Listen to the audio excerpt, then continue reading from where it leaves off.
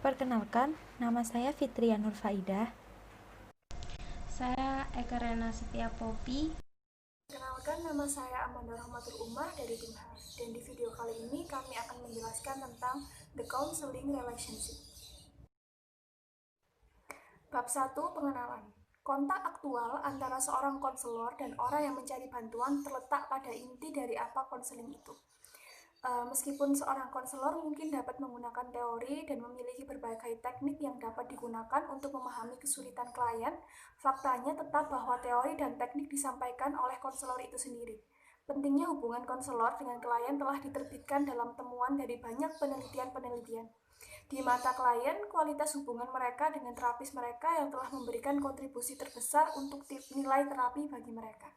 Beberapa penasihat sering dipengaruhi oleh tradisi kognitif perilaku atau oleh ide tentang hubungan profesional klien dalam profesi, pekerjaan seperti pengobatan, pengajar, atau pekerjaan sosial, yang menganggap pembangunan menjadi langkah awal dalam konseling yang signifikan, terutama sebagai platform yang terstruktur, terapi intervensi dapat dibuat. Sebaliknya, ada konselor lain bekerja dalam tradisi psikoanalisis yang melihat hubungan sebagai arena di mana klien bertindak keluar hubungan pola disfungsional, sehingga memungkinkan terapis untuk mengamati pola ini dan mengatur perbaikan.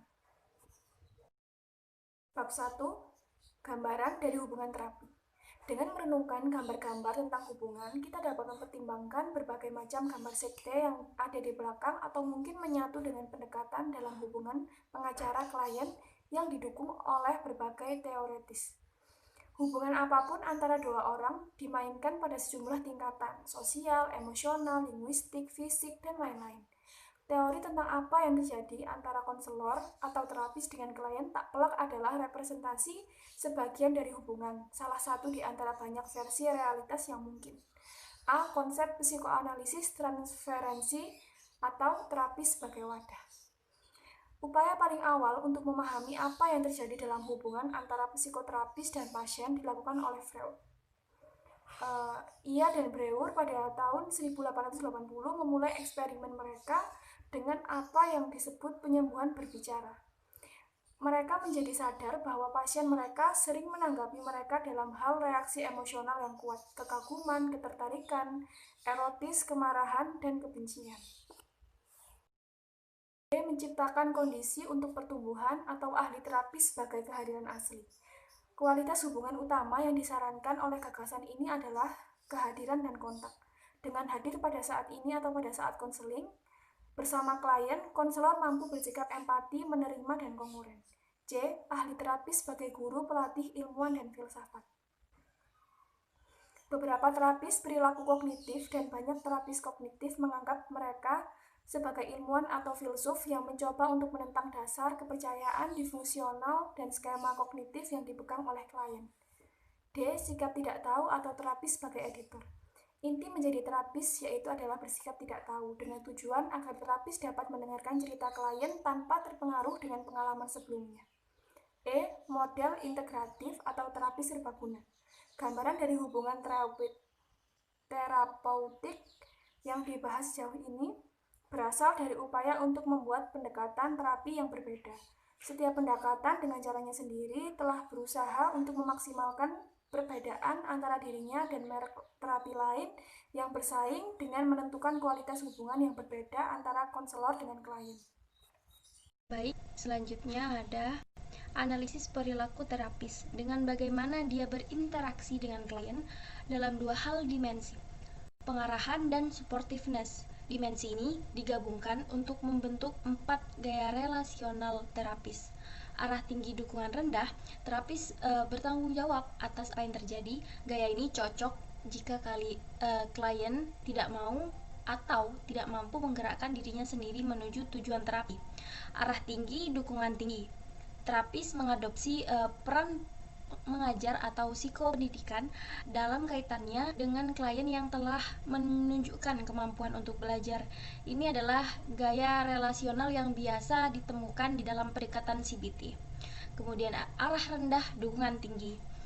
Terapis yang menggunakan gaya ini pada dasarnya pada dasarnya menemani klien yang terlibat dalam proses eksplorasi dan pertumbuhan. Ini adalah gaya relasional yang diasosiasikan dengan konseling yang berpusat pada orang. Arah rendah, dukungan rendah. Fungsi terapis utama sebagai pengamat kemajuan klien, gaya relasional ini adalah karakteristik psikoanalisis klasik. Oleh Howard et al. 1987. Kerangka kerja integratif untuk memahami hubungan terapeutik yang membayangkan 5 jenis hubungan terapeutik, semua berpotensi tersedia untuk konselor dan klien.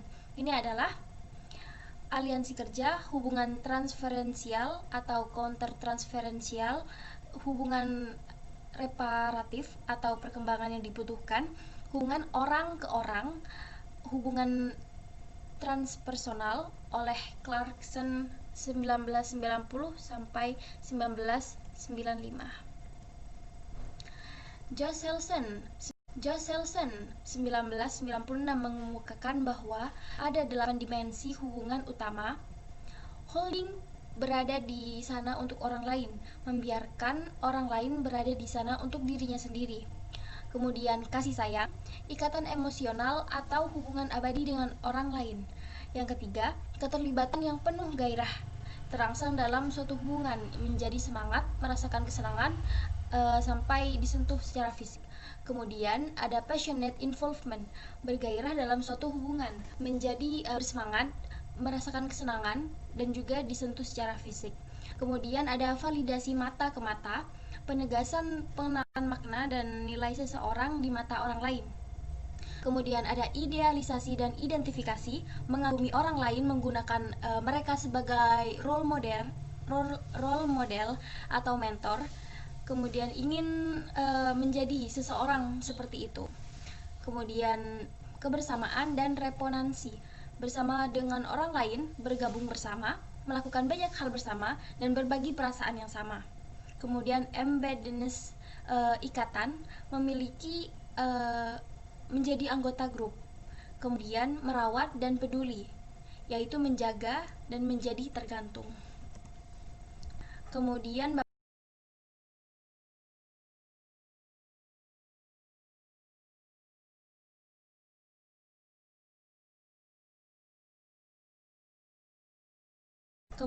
bab 1, kepraktisan kompetensi hubungan, bagaimana mengembangkan aliansi terapeutik yang efektif. Mengadopsi gaya kolaborasi kongruen dan menggunakan meta communication sebagian besar waktu dalam konseling, baik konselor maupun klien berbicara dengan cara yang mengacu pada topik masalah klien. Contoh meta communication yang diprakarsai oleh terapis adalah ketika terapis berbicara tentang rencana, strategi, asumsinya sendiri, kemudian meminta klien untuk fokus pada rencana, strategi, dan asumsinya, kemudian membagikan asumsinya tentang apa yang dipikirkan dan dimaksudkan oleh klien, kemudian mengundang klien untuk berbagi asumsi atau fantasinya tentang apa yang dipikirkan atau dimaksudkan konselor. Kemudian ada meninjau hubungan dengan semua cara ini ketika terjebak atau dalam terapi krisis. Kemudian ada mengeksplorasi dampak klien pada konselor, perasaan, kecenderungan tindakan, dan fantasi yang ditimbulkan oleh perilaku klien. Yang terakhir ada mengeksplorasi dampak konselor pada klien. Kemudian juga memperbaiki kerusakan dalam aliansi hubungan antara konselor dan klien. Jarang sekali ketika terapis dan klien bertemu langsung terbentuk hubungan yang baik dan mampu melalui beberapa sesi terapi tanpa tantangan atau gangguan pada ikatan di antara mereka. Baik klien maupun konselor mungkin akan mengatakan bahwa mereka telah mencapai kebuntuan atau telah terjadi perpecahan dalam hubungan. Dalam keadaan ini, konselor perlu untuk menggunakan strategi untuk memperbaiki hubungan mereka. Kemudian perwujudan hubungan, objek transisi. Objek transisi merepresentasikan perwujudan fisik dari suatu hubungan. Ketika orang lain tidak ada, objek tersebut dapat mengingatkan kita tentang keberadaan dan kualitasnya yang berkelanjutan. Kadang-kadang ketika klien dan terapi mengembangkan hubungan yang kuat dengan terapinya, dia mungkin ingin memiliki beberapa objek yang akan meningkatkan mereka pada terapis dan mungkin membawa kekuatan di antara sesi.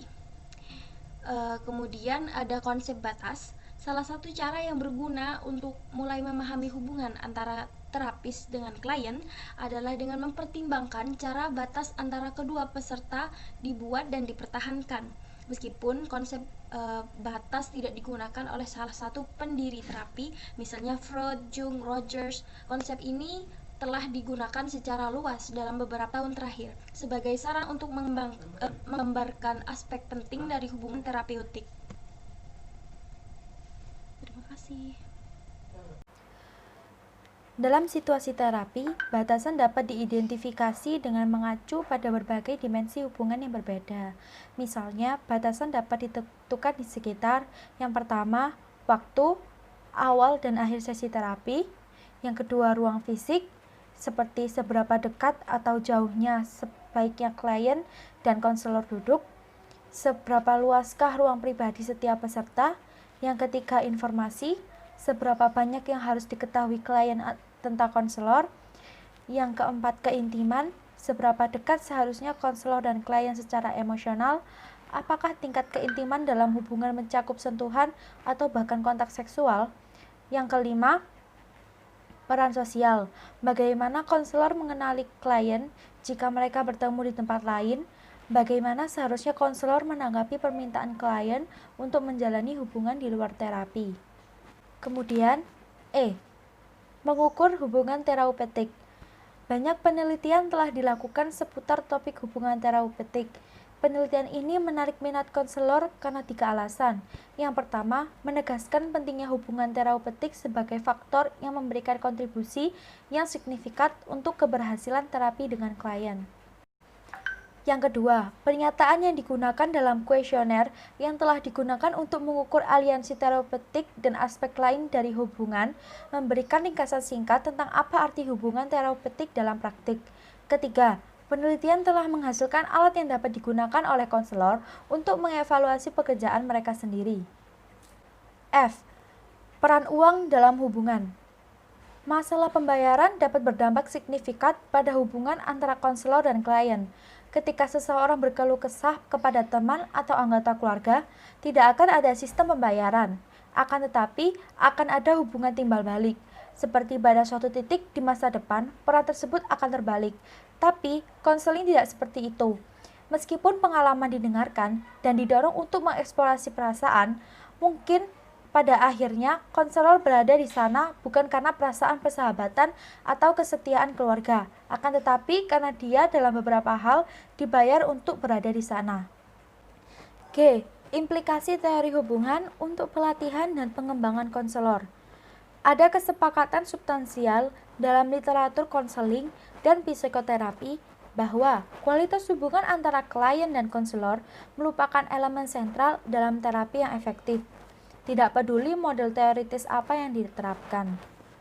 Oleh karena itu, penting bahwa pelatihan konselor menganggap serius masalah yang memungkinkan peserta pelatihan atau siswa untuk memperoleh pemahaman tentang bagaimana hubungan berfungsi secara umum dan untuk mengembangkan apresiasi terhadap gaya berhubungan mereka sendiri.